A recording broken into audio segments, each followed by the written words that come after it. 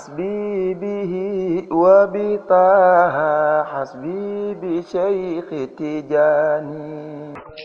parce que yoon bi mooy tarixatul xaqi base yi nga xam ni yëpp day dellu ci islam benn bu ca nekk mu gën ko dëgëral julli ba dëgëral woor ba dëgëral génne azaka ba dëgëral aji màkk ba waaye benn bu ca nekk yi mu def ko ak condition islam waaw bañ ko def ak ngistal ndax am nañu motal loolu yëpp te yàlla nanguwul surtout bu dellu ci wàllu aj nga xam ni ci jamono yi ca la ñu toll waaw ndax da ngay gis koo xam ni bu ñu ne ko billet màkk rek indil na boppam problème indil famille am problème indil ñàkk a xam problème waaw parce que dana indil boppam problème mooy dana leb ba leb loo xam ni yow déjà màkk kuy dem waroo amee bor waaw déjà màkk kuy dem waroo amee bor ba noppi boobu mooy bi jiitu xamoo gis nga yoreel nit 1 million ba noppi di dem màkk fay nit ki 1 million bi la la yàlla sant nga gis ku ñu jox billet ba noppi mu dem wuti bor parce que nee na bu ñëwee dafa war a am yemu jënd mbokk yi aussi yokku ko bor mooy kenn ku nekk jox ko 1000 francs kii ndaw tal këllëre da ngay mujj defe ne xanaa day wàcc ngént te ku nekk ngi xaar waaw bu ñëwee mu indi zam-zam bi ana sama jàllaabe ma joxoon naa la 500 nga gis dañuy wut kaye léegi teg su ko defee nag ajaratu bi wala allaaji bi moom faranku lay ci digg bi ndeysaan waaw su ko defee ñuy wàññi di wàññi loolu pour lan la Sëriñ Babacar Si dem na màkk mais li ma jaaxal nitu yàlla yi ñu bari dañuy dem màkk te ñu si bari li ma yëm mooy wooye wuñ leen alhaaji waaw te dafa ñëw rek tisbaar jot rek mu génn ci buntu jàkka ji gis benn nag ba ñu tagg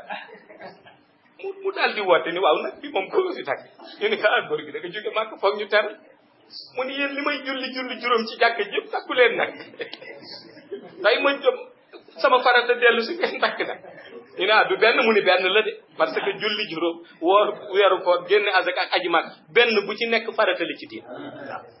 kon su ngeen mënee nag su ma jullee suba mu génne naa fekk nag tisbaar noonu takkusaan noonu su ngeen mënul ngeen tekki seen nag te sore ma ci seen aada yi waaw ay gis nga loolu tey kenn mënatu ko waaw tey loolu kenn mënatu ko parce que mentalité yi ñoo delluwaat ba li nga xam ni daan nañ ci jublu yàlla gërëm ñu tey dañu ko indi ba delloosi ko ci aada waaw dañu ko delloosi aada moo tax nga gis léegi ñu bari tey bu ñu demee aji màkk da ngay gis ni sax duñu bëgg ñibbi si teel dañuy dem dal feneen noppal seen bopp waaw parce que ku ñëw rek nu ni loo ñaan 40 jours yàlla dana ko nangu léeg-léeg nga gis ku indaale problème boo xam yóbbu na ko màkk ñëw na Sénégal problème ba mënul faj waaw ndeysaan dama daan dégg Serigne Mbaye Sy Mansour ndeysaan di ko wax ni léeg-léeg nga ñëw ci Serigne bi ni ko dama am aajo ñaanal ma pour problème bu faju nee na fekk Serigne baa ngi am junne problème yoo xam ne ñaan na ci ba sonn benn mënul faj yow nga ñëw ba ko yokk problème waaye wax na dëgg ndeysaan pour wax la rek ni lu ci nekk yàlla nangu ko ba noppi mooy base waaw yonent bi su waxee ni nga ziyaare ku aji woon màkk nga neel ga nga ca jële mooy yàlla nangu ajam ba noppi waaw soxla ya nga xam ni yaa ngi ko koy ñaanloo mooy yàlla nangu ajam ba noppi te pour yàlla nangu aj bi il faut mu delloo aj bi ci xaqiqa bañ ko teg ci aada waaw Muhammad el Cheikh Yarama borom Medina Cheikh Yarama Sayyidi Muhammad el Cheikh Yarama borom Medina Cheikh Wa sang bi